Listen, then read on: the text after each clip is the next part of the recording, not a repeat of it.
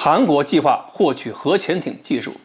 而一个13不靠的设计方案，可能是韩国最需要的。各位网友，大家好，我是刘小飞。根据韩国一个匿名的消息人士说，韩国最近举行了一个关于研制或者购买核潜艇的技术简报会。据说呢，韩国国防采购计划管理局，还有韩国海军，还有大宇造船以及一家在核潜艇方面具有专业知识的大型外国公司的代表参加了这次会议。韩国呢，在海军发展方面一直是眼光很高的，虽然说跟中国玩军备竞赛现在是比不了了，但是跟日本较劲就一直没停过。所以你看，日本搞宙斯盾舰，韩国也要搞，而且韩国的宙斯盾舰要比日本的大一头嘛。日本搞了一个出云号准航母，那么韩国就有独岛号，而且这还不够，还要搞一个 CVX 轻航母计划。不过随着韩国新政府开始执掌政权，韩国这个轻航母计划呢可能要暂停，甚至可能要泡汤，因为现在很多人认为这个轻航母计划对韩国的帮助可能不算太大。但是韩国那个核潜艇计划运气就好很多了。一方面，随着朝鲜连续试射潜射弹道导弹，韩国呢认为需要增加自己的水下反潜能力，而核潜艇毫无疑问就是猎杀朝鲜弹道导弹潜艇的最好手段。而且呢，澳大利亚通过美国、英国获得了核潜艇技术，也让韩国看到了很好的机遇和曙光，认为自己也可以寻找技术来源，发展自己的核潜艇。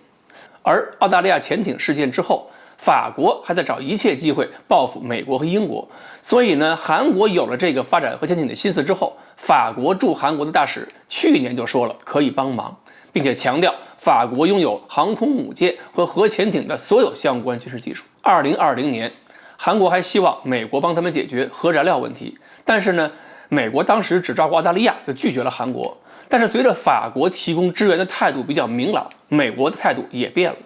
现在是美国和韩国两国总统已经达成了协议，美国表示欢迎韩国加入美国领导的那个叫负责任使用小型模块化反应堆技术基础设施的计划。这个计划涉及的小型模块化反应堆是要使用低风度核燃料的，而不是美国潜艇使用的高风度核燃料，所以美国对韩国也可以高抬贵手一下。现在呢，有种设想，韩国拿到这个技术之后，会不会在他们的 KSS-3 型常规潜艇上增加一个小型反应堆舱段，从而把 KSS-3 型变成我们说的小堆艇？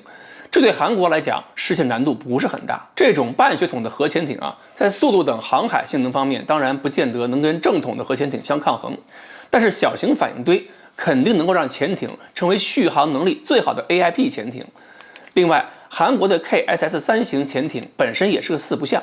作为常规潜艇，它带有10个垂直发射装置，除了能够发射常规的反舰巡航导弹，还能够发射玄武4型弹道导弹。这个玄武4型呢，是射程800公里的常规弹头的弹道导弹。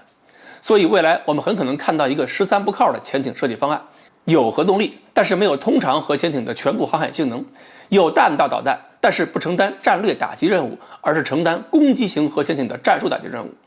所以别人搞的是战略导弹核潜艇，韩国搞了一个战术弹道导弹半吊子核潜艇。但是呢，也别笑话韩国，这个设计很可能就是最适合韩国的，起码它的性能对朝鲜来讲是彻底碾压的，甚至有可能压日本潜艇一头。而弹道导弹呢，是战术级别的，也不会引起中俄两国的激烈反应，美国在韩国的存在价值仍然能保住。而且韩国军工企业还有可能以此为基础，向国际市场上推出这种入门级核潜艇，让一些小国海军呢开荤过过瘾。所以类似这样的设计方案，我觉得中国船舶工业也可以尝试一下。这种东西对我们来说确实是高不成低不就，但是按照模块化设计思想，向客户提供小反应堆舱段这个选项，有些海外客户可能真需要。好，关于韩国的所谓核潜艇能发展成什么样，今天呢我们就猜到这里。欢迎大家继续关注我们的栏目，我们下期再聊。